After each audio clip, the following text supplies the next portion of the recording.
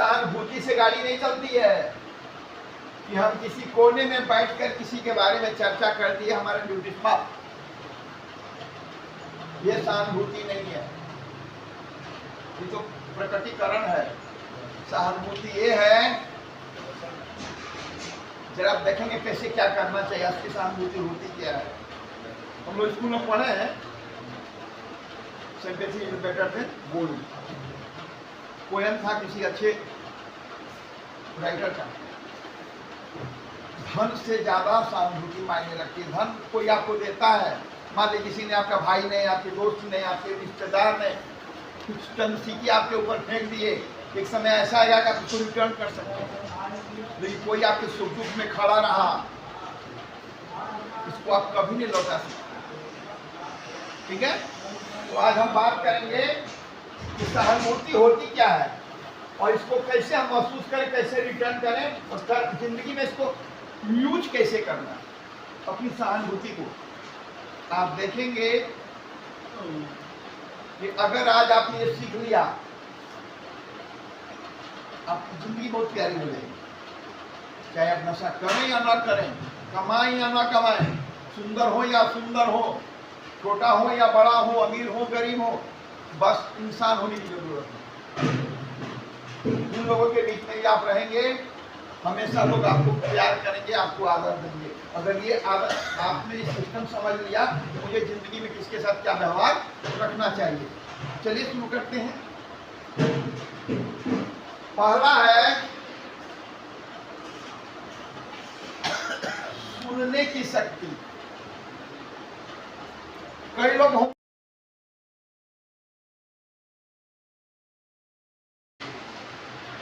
तुझसे अनजान हूँ मैं, तुझसे अनजान हूँ, मेरी जिंदगी परेशान हूँ मैं, हाँ परेशान हूँ मैं, तुझसे अनजान हूँ, मेरी जिंदगी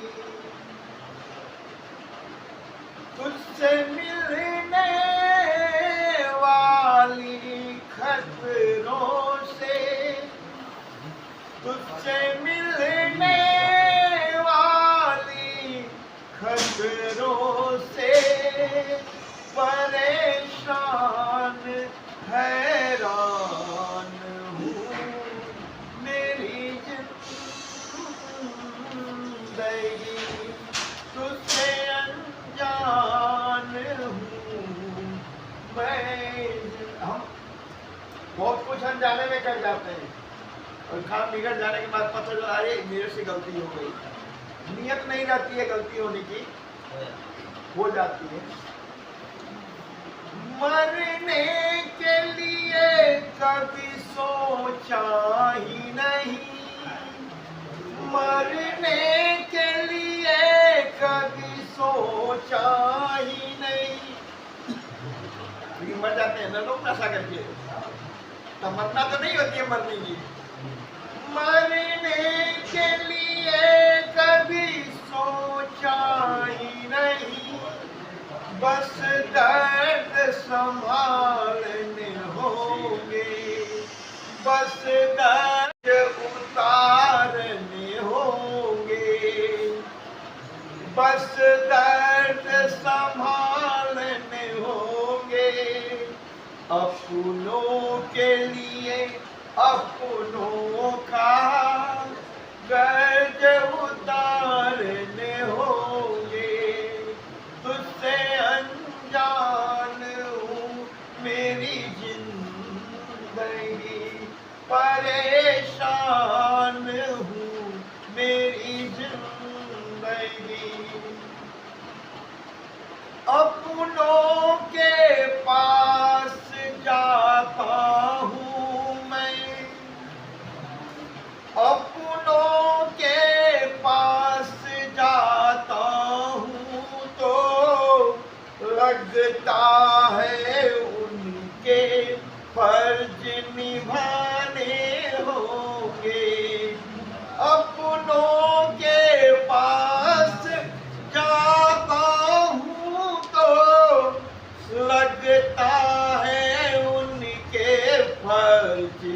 निभाने होंगे।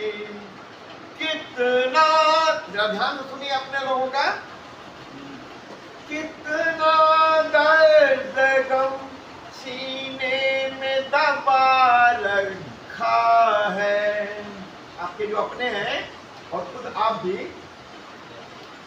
कितना दर्द गम सीने में दबा रखा है।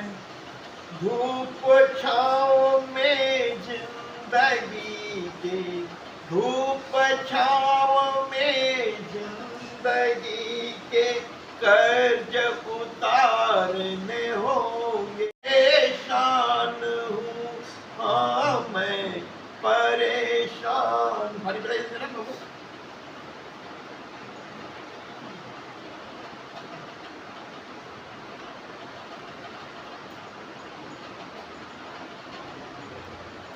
लास्ट लाइन सुनिए। यहाँ अक्सर मैं कई लोगों को देखता हूँ कि तकिया ही उनका सहारा है।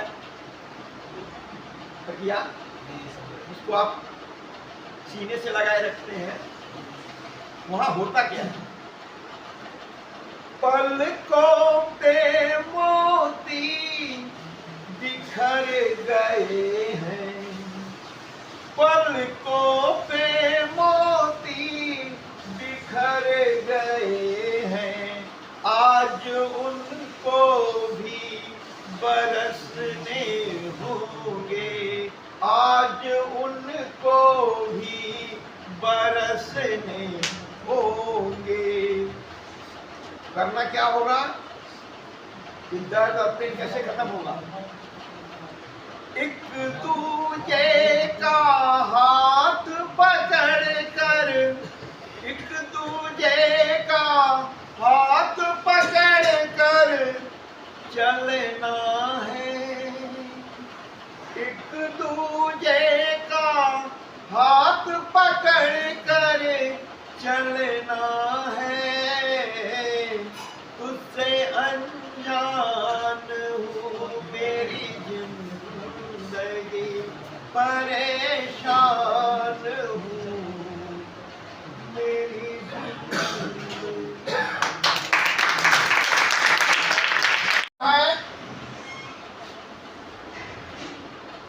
ये सिर्फ सहानुभूति से गाड़ी नहीं चलती है कि हम किसी कोने में बैठकर किसी के बारे में चर्चा कर दिए हमारे ड्यूटी पर। ये सहानुभूति नहीं है, ये तो प्रकटीकरण है। सहानुभूति ये है, जरा आप देखेंगे कैसे क्या करना चाहिए, असली सहानुभूति होती क्या है। हम लोग स्कूल में पढ़े हैं, sympathy is better than gold. Poem था किसी अच्छे राइटर का। धन से ज्यादा सहानुभूति मायने रखती है। धन कोई आपको देता है, मान लीजिए किसी ने, आपका भाई ने, आपके दोस्त ने, आपके रिश्तेदार ने कुछ चंद सिक्के आपके ऊपर फेंक दिए, एक समय ऐसा आएगा कि आप उसको रिटर्न कर सकते हैं। लेकिन कोई आपके सुख दुख में खड़ा रहा, इसको आप कभी नहीं लौटा सकते। ठीक है, तो आज हम बात करेंगे कि सहानुभूति होती क्या है और इसको कैसे हम महसूस करें, कैसे रिटर्न करें और जिंदगी में इसको यूज कैसे करना अपनी सहानुभूति को। आप देखेंगे कि अगर आज आपने ये सीख लिया, आपकी जिंदगी बहुत प्यारी हो जाएगी। चाहे आप नशा करें या ना करें, कमाएं या ना कमाएं, सुंदर हो या सुंदर हो, छोटा हो या बड़ा हो, अमीर हो गरीब हो, बस इंसान होने की जरूरत है। उन लोगों के बीच में आप रहेंगे, हमेशा लोग आपको प्यार करेंगे, आपको आदर देंगे। अगर ये आदर आपने इस सिस्टम समझ लिया तो मुझे जिंदगी में किसके साथ क्या व्यवहार रखना चाहिए। चलिए शुरू करते हैं। पहला है सुनने की शक्ति। कई लोग हों, आपके भाई, आपके अपने बुआ, मौसा, काका, मामा, जो भी हमारे रिश्ते हैं, उनको लगता होगा कि ये मेरा बच्चा है, मेरा भाई है, मेरा अपना है, ये कुछ गलत कर रहा है, इसको सही राह पर लाना चाहिए, इसमें इसका भला होगा। उनके मन की इच्छा है, और वो आपके पास आते हैं, आप क्या करते हैं? आपके पास समय कहाँ है उनके लिए? ठीक है सब ठीक है, आप लोग ठीक, टाल देते हैं। टालना, अनसुना करना। और आपके मन में कोई बुरा भावना नहीं होता है कि मैं अपनी मम्मी को से प्यार नहीं करता हूँ, अपने पापा की बात नहीं मानता हूँ। इसका आप नॉर्मल जी रहे हैं, खा पी रहे हैं, घूम रहे हैं, सो रहे हैं, सब कुछ कर रहे हैं, लेकिन अनजाने में आपने अनसुना किया।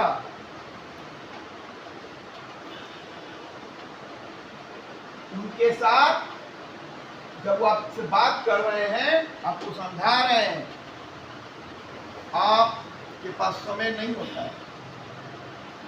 याद रखिएगा, अगर आपको जिंदगी में भाई चाहिए तो भाई के लिए कुछ समय भी आपको देना होगा, उसके पास बैठना होगा। बात समझ में आ रही है? तो जब आप बैठेंगे तो जो वो बोलेगा तो आप सुनेंगे, और ये सुनने की शक्ति, क्षमता जितनी आपकी होगी, आपके रिलेशन उतने ही अच्छे। पता चला कि आपने उसको 1 रुपया की मदद नहीं की, लेकिन जब उसको आपने गले लगाया, उसके साथ कुछ समय बिताया, उसको उसका मन का भाव हल्का हुआ, मन शांत हुआ, होता है ना, और पता चला जिंदगी की सारी चीज उसी ने अचीव कर दी, आपकी बल बढ़ गया, विश्वास बढ़ गया, पेट हो गया उसको अपनी जिंदगी से। ये होती है सहानुभूति, जो भी आपके अपने हर रिश्ते पे लागू होता है, चाहे वो आपकी पत्नी हो, आपके माँ बाप। अब कोई आपसे बात कर रहा है या आप ही किसी से कर रहे हैं, वो सुन रहा, हाँ बेटा हाँ, और वो अपना मोबाइल चला रहा है, पेपर पढ़ रहा है। मैं अक्सर यहाँ लोगों को बोलता हूँ, मैं क्लास में बुक नहीं पढ़ने के लिए। बुक पढ़ना कोई बुरी बात नहीं है, लेकिन जब आप बुक पढ़ेंगे तो मेरे क्लास को ध्यान से नहीं सुनेंगे। जब आप अपनों के पास जाएं तो आपकी एक्टिविटी सही होनी चाहिए, आपका व्यवहार सही होना चाहिए। समझ में आई बात? आप सामने वाले का कद्र करें, सामने वाले के प्रॉब्लम को समझें। टाइम पास नहीं होते हैं, होता है ये। समझ में आई बात? जब आपके पिता, करना क्या है, सेकेंड लाइन समझिए, भावना की कद्र। या कितने सारे बच्चे ऐसे बैठे हैं जिनको अपनी फैमिली से बहुत शिकायत है। 6 महीना हो गया पूछने नहीं आ रहे हैं, 8 महीना हो गया, साल भर हो गया, कोई कद्र नहीं है, कोई इज्जत नहीं है, कोई दुलार नहीं है, कोई प्यार नहीं। शिकायत तो है। आप जब यहां से बाहर थे, अगर आपने नशा किया 1 महीना, 8 महीना, 3 साल, 8 साल, तो 10 साल, 14 साल वाले भी हैं, आपने कभी 1 मिनट के लिए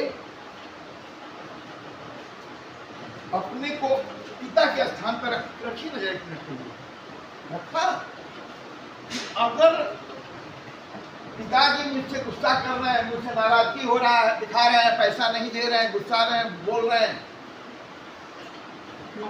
आपको बुरा लगता है ना? कोई किसी को बोलेगा तो बुरा तो लगेगा ही, लेकिन कुछ देर के लिए, 10 मिनट के लिए, मात्र 10 मिनट के लिए, 14 साल में मात्र 10 मिनट के लिए अपने को पिता के स्थान पर रख दीजिए उस पल के लिए। आपका बेटा जैसा आप अपने को उनके जगह पर रख दीजिए। पता चला वो तो सिर्फ गाली दे रहे हैं, आप तो मारेंगे अपने बेटे को, उससे भी बड़ा डिसीजन लेंगे आप। बात समझ में आ रही है? मतलब आपके घर में जो लोग हैं, आपकी माँ है, आपके पिता हैं, आपकी पत्नी, आपके बच्चे हैं, आपके भाई हैं, उनके जगह पर खुद को रखिए। अगर आपका भाई किसी चीज से नाराज है तो क्यों नाराज है? जैसे 2 भाई बैठे हुए हैं, एक भाई ने कहा, दूसरे भाई ने बात काट दिया, तो लगता है कि मेरा इंसल्ट कर दिया, मुझसे नाराज है, मुझसे बात नहीं कर रहा। लेकिन एक पल के लिए अगर आपका भाई आपसे बात नहीं कर रहा है, नाराज है, टेढ़ा बोल दिया, आप अपने को उसके जगह पे रखिए 2 मिनट के लिए, और उसने क्यों बोला है आपको जवाब मिल जाएगा। बात समझ में आ रही है? अगर आपका भाई बोल दिया नहीं अब हम लोगों को साथ नहीं रहना, अलग हो जाएंगे, तो भाई इतने दिन से आपका भाई आपके साथ रह रहा था ना, बचपन से अभी तक, जवानी तक, आज उसने क्यों बोला कि मुझे साथ नहीं रहना, बंटवारा करो? तो कुछ तो कारण रहा होगा। उसकी गुस्से पे मत जाइए, उसकी बोली पे मत जाइए, उस कारण को खोजिए, क्यों बोला। तो अब जाएंगे, बहुत सारी बातें आपको समझ में आएगी जब आप उससे बात करेंगे। ठीक है, बंटवारा हो जाएगा, संसार कोई नई बात नहीं है, लेकिन तुम्हारा ये डिसीजन क्यों हुआ? तुमने क्यों ये डिसीजन लिया कि आज हम लोग अलग होना है? क्यों आपके पापा ने कहा चलो अपना बैग सर आओ, निकलो यहाँ से, ये मेरा घर है, मेरा बनाया हुआ है, करते हैं ना लोग गुस्सा में। जिस बच्चे को पाने के लिए मंदिर मंदिर भटकते हैं लोग, मेरा निकलो यहाँ से, क्यों कहते हैं? आपको गुस्सा लग रहा है, बुरा लग रहा है, मेरे बाप ने मुझे घर से निकाल दिया, मेरे भाई बोल रहा बंटवारा होगा। इसी तरह की घटनाएं होती है जिंदगी में। आप उनके ठीक है भैया, पापा ठीक है, हम चले जाएंगे, लेकिन आपको ये डिसीजन क्यों लेना पड़ा? ऐसी मैंने क्या गलतियां की, क्यों आप नाराज हो गए? जब बैठेंगे तो धीरे धीरे धीरे, मतलब आपके जिंदगी में जो लोग भी हैं उनकी भावनाओं को समझने के लिए जब आप समझेंगे, कद्र करेंगे, सुनेंगे, प्रॉब्लम भी सॉर्ट आउट हो जाएगा और फिर समझ में आएगा कि आपको क्या करना चाहिए। आपका भाई आज बंटवारा चाहता है, आपके पिता आपको घर से निकालते हैं, बीवी मायके जाने वाली है, वो सबसे बात करना बंद कर दिया, क्यों किया है? क्यों ऐसा डिसीजन लिया? आप उसको जरा बैठ के बात तो करिए, उसको सुनिए तो सही। कि अगर आपके घर में बंटवारा हो रहा है, कोई नई बात है क्या? संसार में हर जगह होता है। अगर किसी ने किसी को डांट के घर से भगाया, तो कई घर में ऐसी घटनाएं घटी है, कोई नई बात थोड़ी हो रही है। लेकिन क्यों आपको भगाया जा रहा है? क्यों आपका भाई आज आपको बीच सड़क पे छोड़ दिया, आपको मदद नहीं दे रहा है? क्यों आपका दोस्त आपसे बात नहीं करता है? क्यों आपके माता पिता आपके साथ खाना नहीं खाते हैं? क्यों नहीं बात करते हैं? ये क्यों का जवाब एक ही तरीका है कि आप उनके पास बैठें और उनके जगह पे खुद को रखें। उन्होंने ऐसा डिसीजन क्यों लिया, जवाब आपको मिल जाएगा और आप ही देंगे, समझ बढ़ जाएगी। समझ में आ रही है बात? तो जब वो हमको भगा रहा है तो उसके साथ बैठे सर? क्यों नहीं बैठेंगे? क्यों नहीं बैठेंगे? पैदा उसने किया, पाला उसने, उस वक्त आपने क्यों नहीं मना किया कि मुझे मत पालिए? आज भगा भी तो हो ही रहा है। भगा, आपको खोजना होगा ना, क्यों भगा? हथेली पे रखता था, आज अचानक चुप क्यों हो गया? पत्नी बैठेगी ना, क्या बात है जी, अब दर्द खुलेगा ना, दर्द खुलेगा, रिलेशन ठीक हो गया। रिलेशन वही बिगड़ता है जहाँ कम्युनिकेशन गैप होता है, चुप्पी आ जाती है, शिकायत खत्म हो जाता है। बात समझ में आ रही है? तो इसलिए चलिए, आपने पहला पॉइंट है ना कि जब आप जो भी आपकी जिंदगी के लोग हैं, अगर वो कुछ कह रहे हैं तो पूरा ध्यान से, मोबाइल नहीं चलाता है वहां, घर में बैठ के मम्मी ऐसा ही बोलती है, मम्मी ऐसा ही बोलती है। आपके कितने लोगों ने बोला होगा? जब दिल तो सोचिए, मम्मी ने कितना बार मना किया होगा, आपने अनसुना किया ना, आप यहाँ है ना। लेकिन अगर आपने उस बात को, ठीक है मम्मी के पास बैठता हूँ आधा घंटा, आज आप यहाँ नहीं हो, बात समझ में आ रही है?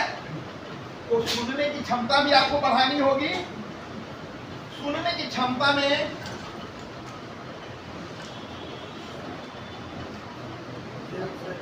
खाली ऐसा वो हरा सब्जी में कि बार उसका एक दाना मुंह में आ जाता है। सुनने की जो हमारा जो सिस्टम है, उसमें दो चीज बहुत महत्वपूर्ण है। एक शब्द आता है पूर्वाग्रह, बहुत खतरनाक शब्द है। जैसे मैंने कह दिया कि आज अविनाश जी से बात करनी है, या कई लोगों को पता चल गया कि सर आज अविनाश जी को काउंसलिंग करेंगे, बैठेंगे, और जैसे मैं चलने लगा, इन्होंने मुझसे कान में बुदबुदा दिया, चल नहीं, या कल मिलेंगे, परसों मिलेंगे, अभी मिलेंगे, लेकिन उसके पहले किसी ने कुछ समझा दिया आपके बारे में, चाहे वो दोनों हो सकता है, अच्छा भी और बुरा भी। तो आपके प्रति मेरे मन में एक इमेज बना, अगर बुरा बना तो बुरा इमेज, अच्छा बोला गया होगा तो अच्छा इमेज। और मैंने सुप्रीम कोर्ट की तरह आपकी बात सुनने से पहले ही जज बन गया। मैं करना हो, अपने भाई से बात करना हो, दोस्त से बात करना हो, टीचर से बात, जिंदगी में जो भी आपके लोग हैं उनके बारे में अगर किसी भी प्रकार का कोई आपके मन में पूर्वाग्रह है, इमेज है, उसको आप बात करने से पहले काट दीजिए। चाहे वो अच्छा इमेज हो या बुरा हो, उसका कोई वैल्यू नहीं है। अगर आप उनसे बात करने जा रहे हैं, बात समझिए, इसका फायदा क्या होगा कि, और जजमेंट नहीं देना है। मैं आपको मान लूं कि आप नशेड़ी हैं, मैं आपको क्या सिखाऊंगा, काउंसलिंग करूंगा, लेकिन मैं जान जाऊं अरे तो मेरा छोटा भाई जैसा, मेरा बेटा जैसा, माइंड सेट हो गया क्लियर, मैं अच्छे से आपको काउंसलिंग करूंगा। सेकेंडरी आता है कि आपने क्या गड़बड़ की, उसको कैसे ठीक करना, क्लियर। तो जो भी आपका रिश्ता बनता है, चाहे गुरु शिष्य का हो, दोस्त का हो, पति पत्नी का हो, माँ बाप का हो, भाई बहन का हो, कहीं भी आप रहते हो, चाहे साथ में काम करते हो, किसी भी पूर्वाग्रह से आपको वहां उसके साथ नहीं बैठना है कि आदमी अच्छा है या बुरा, नथिंग, जीरो। आपका माइंड हमेशा जीरो पे चलना चाहिए, क्लीन व्हाइट पेपर। फिर आप बात करेंगे, उसका सुनेंगे, कोई जजमेंट मत दीजिए, सिर्फ सुनिए। जैसे आपके गांव में आपकी बूढ़ी माँ रहती है, आपके पिता रहते हैं, दादा दादी रहते हैं, आप एक दिन के लिए गए, 2 दिन के लिए गए, आपकी दादी कुछ कह रही है ना, आपकी सास कुछ कह रही है, आपकी पत्नी कुछ कह रही है, आपके बच्चे कह रहे हैं, आपका भाई कह रहा है, आप रिलैक्स हो जाए, भावना की कद्र। जब आप किसी से मिलेंगे अपनों से, सिर्फ आपका प्रेजेंटेशन, प्रेजेंट रहना उनको कमाल रिजल्ट देगा। आप अपने दादी के पास, अपनी माँ के पास, अपने पिता के पास, पत्नी के पास, सास के पास, भाई के पास, बहन के, जो भी आपके रिश्ते हैं, वो बोल रहे हैं, आप सिर्फ चुपचाप उनके पास बैठिए और सुनिए ध्यान से। आप विश्वास करेंगे, उनको कभी मन का रोग नहीं होगा, मानसिक बीमारी नहीं होगी, ब्लड शुगर का बीमारी नहीं होगा, जो रक्त का हाई लो होता है। क्यों? उनका मन का जो बार है, दर्द है, मैंने अभी आपको कविता में सुनाई ना, दर्द छिपा रखा है, दबा रखा है। हमारे अपने, आपकी माँ अकेले रोती है, तकिया कमाता है ना, आपको करने से, आपके बात करने से, सुनने से उनका मन का दर्द, यही असली सहानुभूति है। सिर्फ किसी की खबर पढ़ के चक चक चक करने से बात नहीं बनती है, आपको समय देना चाहिए, ठीक है ना। समझ में आ गई? आपकी उपस्थिति अपनों के पास बहुत मायने रखती है। मैं अपनी बात बताता हूँ, आप सुनेंगे तो बड़ा आश्चर्य करेंगे। घर का बड़ा बेटा होने के कारण सबका प्यार मुझे मिला, लेकिन ऐसा आदमी चक्रव्यूह में फंस जाता है जिंदगी की पाठ पढ़ा रहा हूं मैं, कि मैं अपने भाई के पास भी जाना चाहता हूं, अपने बुआ के पास भी जाना चाहता हूं, अपने मामा के यहाँ भी जाना चाहता हूं, और जा कहीं नहीं पाता। जिंदगी की जिम्मेदारी, आमदनी मायने रखती है, बात समझ में आ रही? मेरी बुआ बूढ़ी हो गई होगी मेरी उम्र के हिसाब से, मेरे मामा बूढ़े हो गए होंगे, मेरी माँ बूढ़ी हो गई होगी, आप मेरे एज को देखिए, और यही कहानी सबकी है। आपको मैं अपना उदाहरण देकर समझाने की कोशिश कर रहा हूँ कि आप मेरी उम्र देखें, अगर मेरी उम्र इतनी हो गई तो मेरे भाइयों की लगभग होगी ना, मेरी माँ की भी होगी ना, ज्यादा हमसे, मेरे अपनों की होगी ना।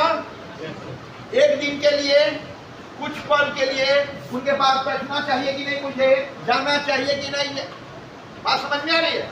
जब मैं उनके पास जाऊंगा, उनके गले लगूंगा, उनसे बात करूंगा, उनको अच्छा लगेगा ना। डायरेक्टिक्स सिंपैथी, यही असली सहानुभूति है, फोन पे बात नहीं बनती है, बात समझ में आई?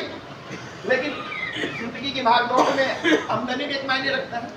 बहुत सारा फैक्टर काम करता है कि आप चाह के बहुत कुछ नहीं कर सकते। लेकिन जब भी आपको मौका मिले अपनों के पास बैठने की आदत आप, कई आपके अपने हैं, आप भी चाहते होंगे, वो भी आपसे चाहते होंगे। मान लीजिए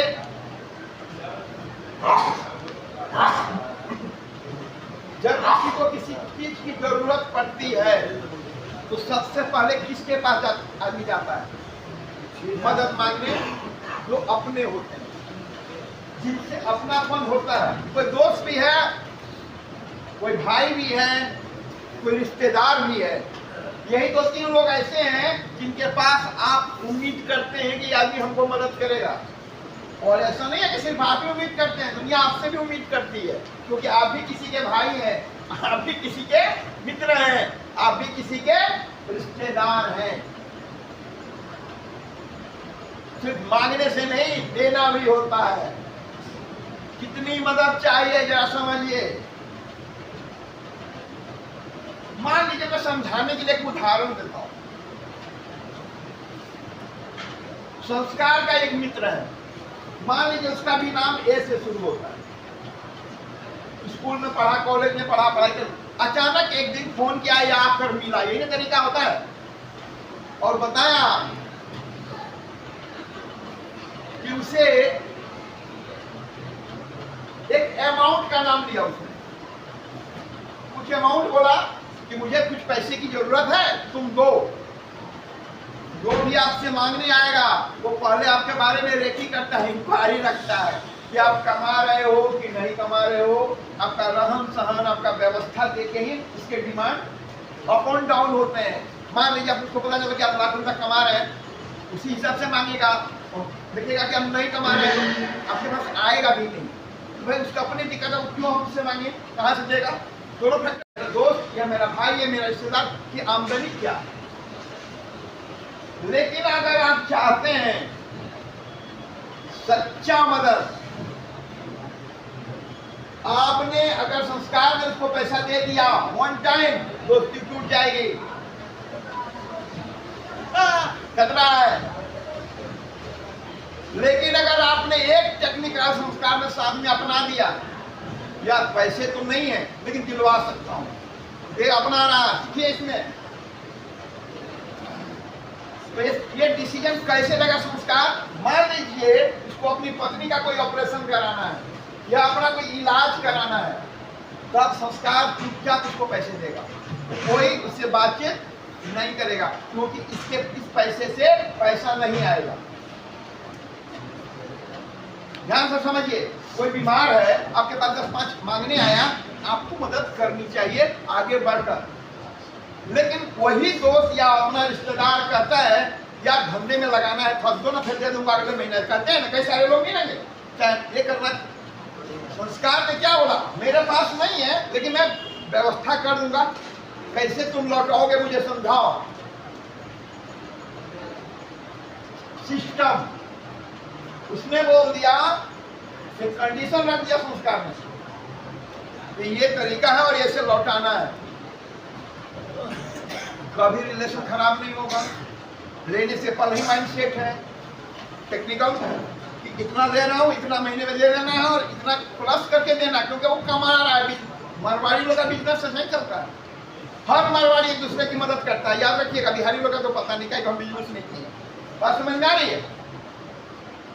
लेकिन अगर उन्होंने बोल दिया कि, आपने बोल दिया कि यार ईंट का भट्ठा डालना करके, किसी ने कुछ मान दिया 2 रुपया 1 रुपया, जो भी उसका सिस्टम है,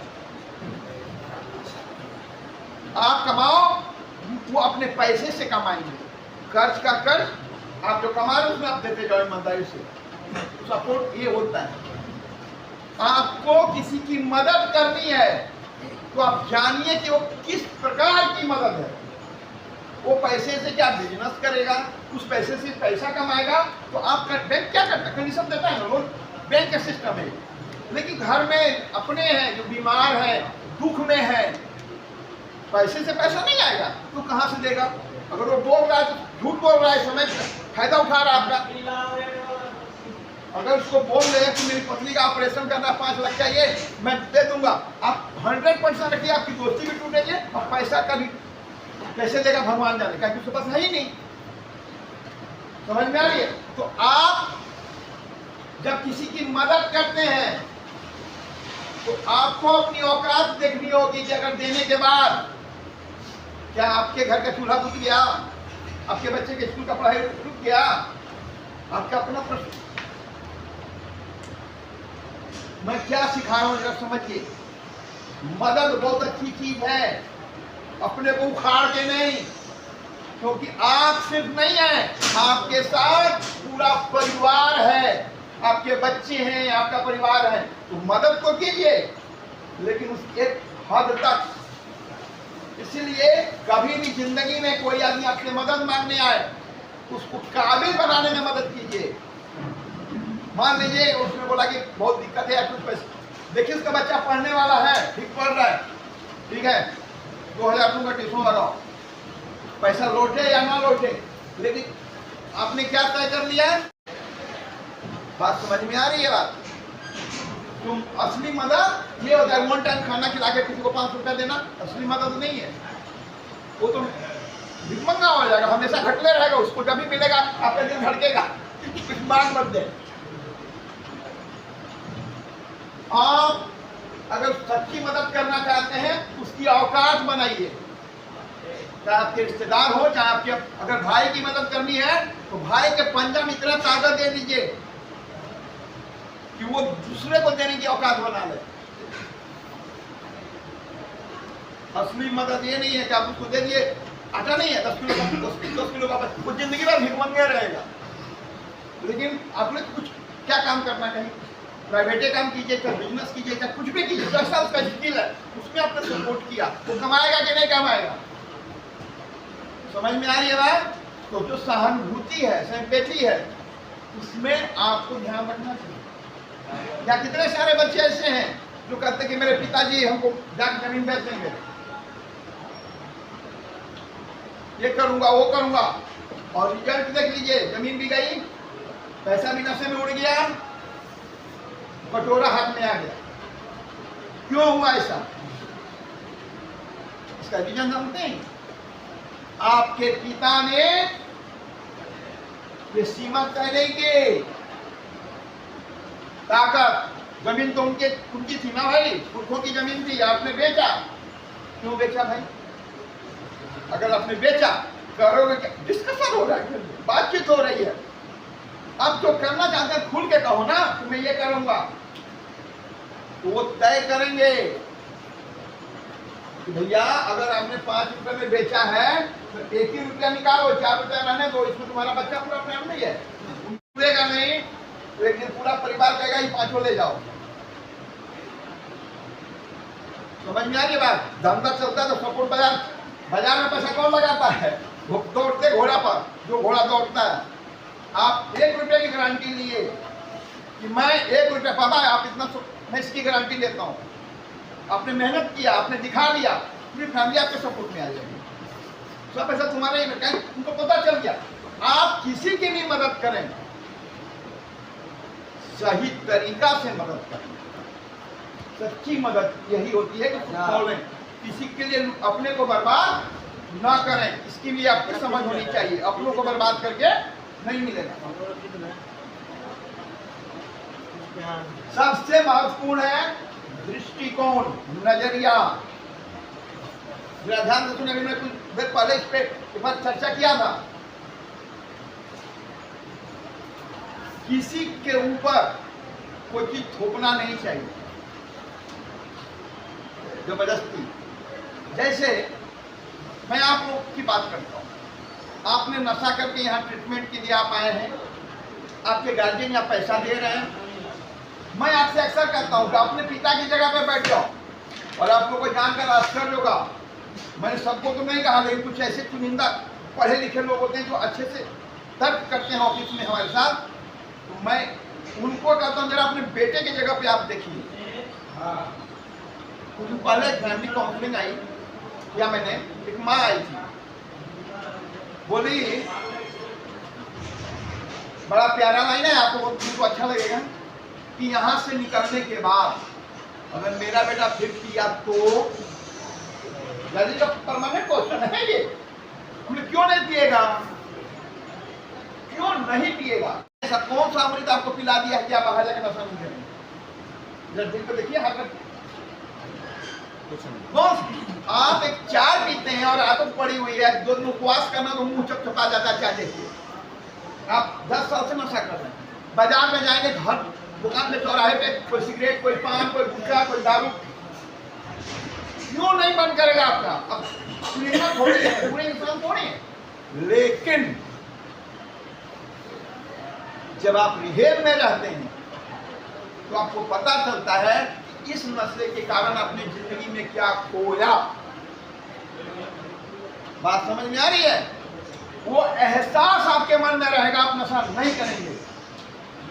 समझ में आ रहा कि मैंने मेरे नशा करने के कारण मेरा बच्चा नहीं पढ़ पाया, मैंने जिंदगी में अपनी पत्नी को एक साड़ी भी नहीं दिया 300 रुपये का, 3000 तो दिल्ली दूर है, मेरी माँ मुझे ठीक होते हुए रोते रोते मर गई, मेरा बाप जवानी में बूढ़ा नजर आने लगा, कहता कि मैं जीना नहीं चाहता है, मेरे नशे ने मेरा क्या क्या छीन लिया, मेरा करियर बर्बाद हो गया, मेरी पढ़ाई रुक गई, मेरे पैसे बर्बाद हो गए। ये एहसास आपको रिहेब में जब आप यहाँ चिंतन करेंगे, अपनों का याद करेंगे, अपनी गलतियों के पश्चाताप करेंगे, कभी नशा नहीं करेंगे। लेकिन जब आप यहाँ पश्चाताप नहीं करेंगे, चिंतन नहीं करेंगे, तो पूरी जिंदगी नशा तो आपका वेलकम करेगी नहीं, है ना? समझ में आ रही है बात? तो बात हो रही थी यहाँ सहानुभूति की। घर में जो लोग भी हैं आपके, चाहे वो आपकी पत्नी हो, आप हो, अगर पत्नी आपसे नाराज है तो जरा से आप क्या आरती उतारेंगे उसका? अगर आज पत्नी आपको बेलन से मारती है, कई लोगों को काउंसलिंग में देखा है कि बेलन से आपकी तो सौभाग्य है कि शादी नहीं हुई है, क्यों मारी, क्यों चिल्ला रही है? खुद को जाइए ना, उस जगह पर रखिए कि आपकी पत्नी नशा करके आती है तो कैसा लगता है आपको? अगर आप नशा कर रहे हैं और आपका बेटा चिल्ला रहा है, मना कर रहा है, बुरा लग रहा है ना? बेटे की जगह पे जाइए आप, आपका बेटा करे आपको कैसा लगेगा? आपका भाई मना कर रहा है, आपको बुरा लग रहा है, भाई की जगह पे जाइए, आप करें, आपका भाई करे तो आपको क्या कैसा लगेगा? दूसरे की नजर से भी जिंदगी देखी जाती है, सिर्फ अपने नजरिए से नहीं। अगर आपका भाई, आपके बच्चे, आपके माँ बाप, आपके दोस्त, आपकी बीवी, कोई भी आपके ऊपर उंगली उठाता है, आप पे कुछ कहता है, बुरा तो लगता है, टूटती है ना बात, लेकिन 2 पल के लिए खुद को उसके जगह पर रख के देखिए, उसने ऐसा क्यों बोला, आपका सारा रिलेशन अच्छा हो जाएगा। हमेशा याद रखिए, दूसरे की नजरियों का भी इज्जत कीजिए, कद्र कीजिए, ठीक है? Best of luck.